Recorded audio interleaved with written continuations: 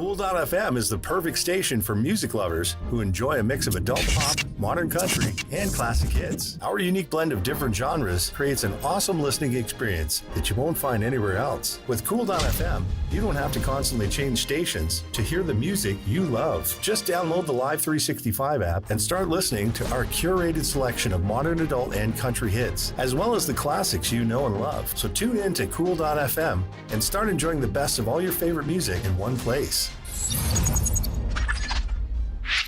Hi, I'm Stacey Weckstein, and you can find my work at staceyweckstein.biz and esmemylove.com. You're listening to Two Geeks Talking.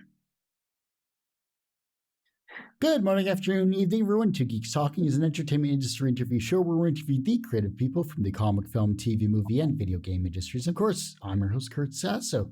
We are joined today by a very talented individual. This is part 3 of 3 separate interviews about this amazing film called Esme, My Love.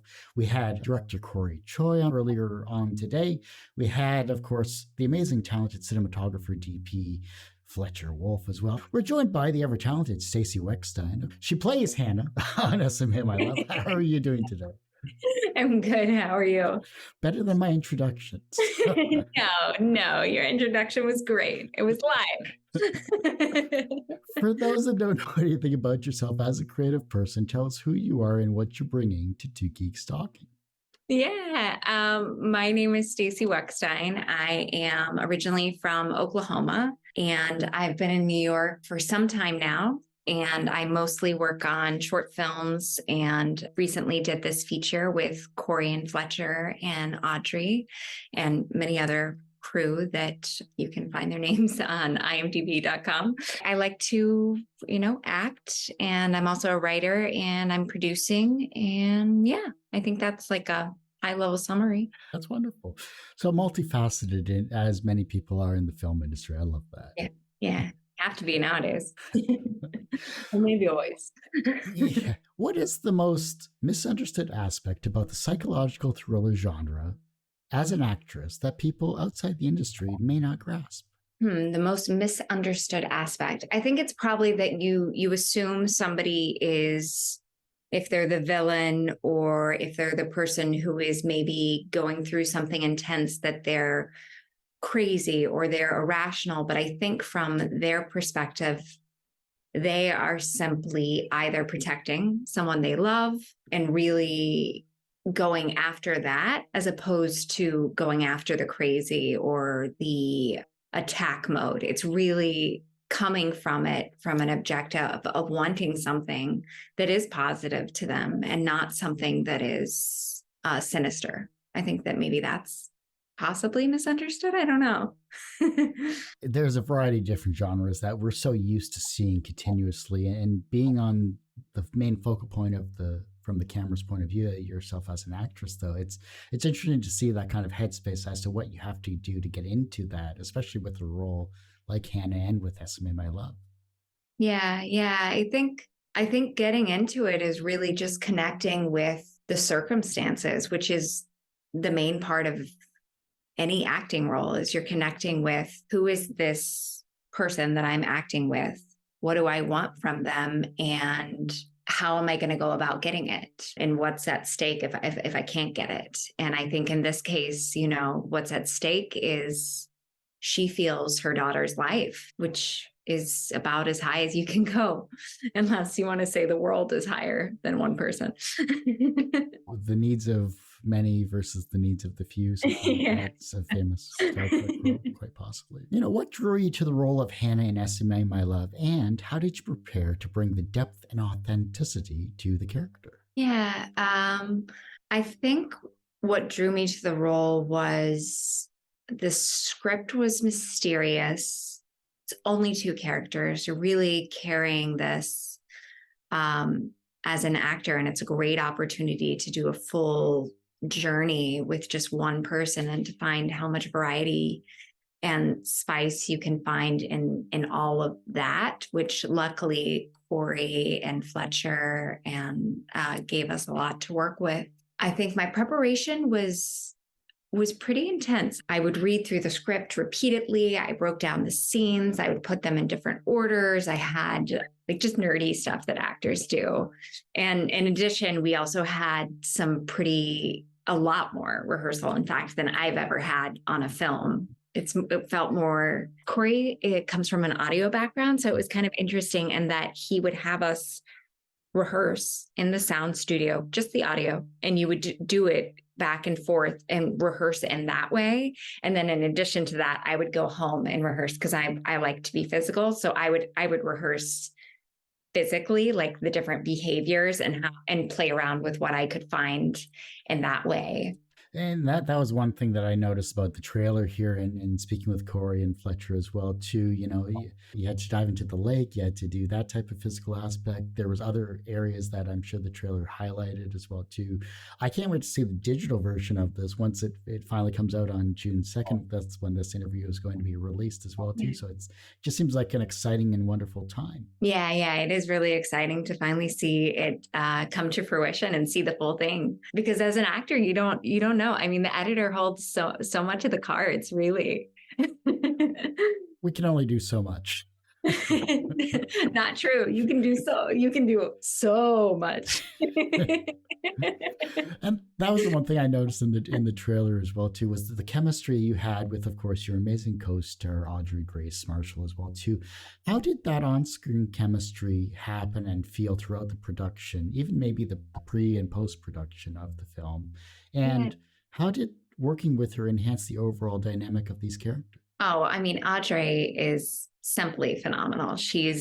People sometimes at some of the film festival interviews would be like, what's it like working with a child? And to be honest, I never thought of her as a child. She didn't behave. I mean, in some ways, obviously she behaved as a child. She had toys and things on set. But as far as acting with her, it was pure play. It was delightful. She was always prepared and professional. And I think as far as our connection goes, we had a lot of opportunity in that we were housed in the same location. So we would be eating breakfast together. We would travel over to the set together. Even when you think about just the initial chemistry audition, Corey had us in Prospect Park and we were playing together as if it was the real film already in some ways. And Audrey's mother was on set and she was extremely helpful in kind of teaching me how to enhancing my motherly behavior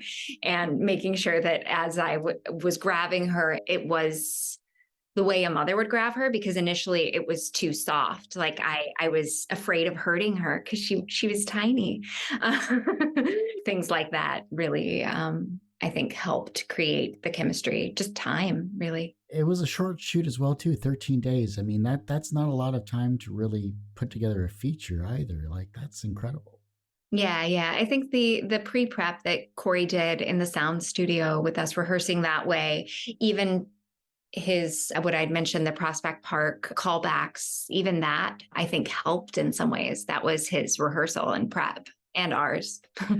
You've won some awards for this, and that's always a wonderful recognition as an actress for this as well too. And it's great to see that it did amazing in the Indie Film Festival circuit here as well too. It's being released on June 2nd here. How does it feel to witness the positive reception and recognition that you had with Esme, My Love from both audience and critics? It's really delightful to know that people, one, are enjoying the work and all the hard work you put into it, and two, like to see you do the thing that you love to do. So it's delightful. So then how about this performance on Esme, My Love? What set your performance apart in this film compared to other roles you've had? I think a lot of the roles that I've done in the past can sometimes be more, what's the word? They're more talky in a sense, to where it's sometimes patter or something, as opposed to was really a physical movie. Like you said, I'm diving underwater, I'm digging, we're running through the woods, which is really nice because my hobby is I enjoy hiking. So it was quite heavenly to be able to act and be in the woods.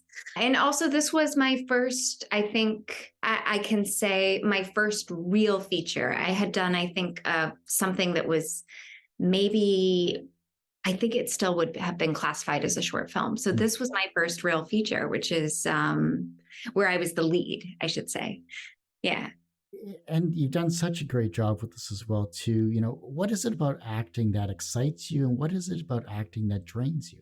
I think the most exciting part is being on set, getting to play with other people, getting to dive into scripts and other worlds and play around with behavior and voices and different thoughts than what you would allow yourself to have. I think that's the best part. The hardest and most difficult part is actually getting the opportunity to do that. So, it's the auditioning process. Right now we're in a strike. There is no auditions. It's the how do you fill your time when you're not working? Because most of your time is not working. So you have to find ways to get that joy and pleasure, either by doing other things, like you said, producing, writing, rehearsing scenes with your friends, taking classes. Being in the city that never sleeps, obviously, I'm sure there's a lot of excitement and opportunities around there. What are you currently producing or writing that you can talk about? Yeah. I'm in the early stages of producing a feature film with his name's Sam Levy, who I worked with on a short called Yes, Vacancy. I think, many years ago. I want to say 5 years ago, 8 years ago, something like that. And he normally writes comedic stuff. And this film is more of a family drama film. That's what we're working on right now. It's called The Rugged Cross, and it's about a radio host who is struggling to care for her dementia-addled mother, and her mother gives away a significant sum of money to this evangelical preacher. And so the daughter sets out to prove that this preacher is basically preying on all these older people. And so it's a combo. I mean, the heart of the story for me is really the mother-daughter relationship and the family trying to connect when you come from two opposing things with the ticking time clock of her illness. It's going to be a feature. Nice. That's great. What was an early experience where you learned that language had power? Ooh, that's hard. I think, I don't know how early this is, but I remember going to a Shakespeare camp. This is actually not early. I really discovered the delightfulness in language, which is not exactly the same question, but the different colors that it can have and the different meanings that one word can bring, which is really in some ways powerful. Is there a monologue that you can always go to that kind of inspires you to act your best? Oh, no, I don't think so. I don't a go-to. That would be nice. I should come up with a monologue or a power song. Something. Everyone usually asks, what's the wisest piece of advice or what's the most BS piece of advice you've ever received? But what is the second wisest piece of advice that you've received that has stuck with you in your career? I think is to stay open and curious and not to judge, especially in the times that we're living in right now. It's so easy to take somebody's words or actions and quickly judge them, as opposed to staying curious and thinking, what is that about? Or what's interesting about what they're saying, as opposed to automatically going to the negative or the fight. I think that that's a good way to approach things. Everyone has one person that inspired them on their path to where they are today. Who was that for you? Oh, I think I'm very lucky. I had many people who inspired me on my path. I guess it would start with my dad. My dad and he used to play piano and I would sing with him and he would get really into characters. And I remember growing up, he would always kind of MC some of the school events. And so that definitely inspired me. And also he's a basketball coach and he's very driven and he's won many state championships. He also used to play in the minor leagues, and I think he got injured and couldn't play anymore, and he moved on to the next career. So in some ways, the point is that if one dream falls, another dream can reappear, and you can pursue that just as hard, as opposed to always living in the longing of that other thing of what could have been. From a professional standpoint, you have been an actress for many years and you're doing extremely well with that. And I love seeing your IMDb, but I want to see more of your work. So that means you just have to come back on in the future and talk about yourself in more great detail about your next amazing project. Yes, let's wish it into being. So professionally, you're successful in that regard. Do you consider yourself personally successful? I think I consider myself successful in that I'm still going, but I don't in that I am not a full-time. I would love to have more projects. And I think that that is like any actor, any creative, you just want more. And you just want more and more and more because it makes you so happy. Like I miss getting to do theater. I would love to do a play. I would love to be on set every day if I could. Just waking up, going to set, rehearsing, playing, living in another world. That's the dream. And so in some ways, if I could do that even 10 days more a year, that would be a growth. You know. The reverse of success is failure. How do you deal with your failures? I think I'm lucky in that I, in some ways, am always been a bit of a failure. I'm slow at many things. I'm not super bright. So I've always had to work extra hard. I've always had to study, and I never assumed that I would be successful at anything. And so anytime I am successful at something, it's delightful. It's extra delightful. So I think in that way, I'm of the hustle mentality of you work, you do the homework, you read, you do the work, and hopefully it begets something. If it doesn't, then, and you mess up, then you learn from the mess up and you keep going. The younger generation is looking at your work and they're becoming inspired to be creative in their own way, whether it's as an actor, actress, or a writer, producer, whatever it may be in the entertainment industry. Maybe you've inspired them in some way, shape, or form. How can they inspire the generation that follows them? I think that by continuing to create their work, having respect for each other, and when you see someone who is either talented or kind and not just a flat out jerk, you lend them a hand. Especially if they're asking for it. Sometimes if they're not asking for it, you just lend them a hand. I've met so many people who come to New York and they're like, oh, what classes should I take? Where do I even find auditions? And it takes you 3 seconds to help someone. Why not? Yeah. And be happy. Be happy when other people are working, because that means that you're one step closer to working. You know someone who's working. There can be envy in certain elements of this. And I think if you reverse that and are just happy and genuinely happy for when other people are working, it's going to be a lot easier road for you.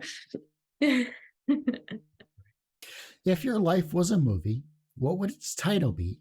And what would its soundtrack be? I think the title would be Never Enough Dogs. And maybe the soundtrack would be, I don't know, some sort of jazz music. Yeah, it'd probably be hopping from dog park to dog park and just a woman staring at furry things all the time. Sounds like a great short.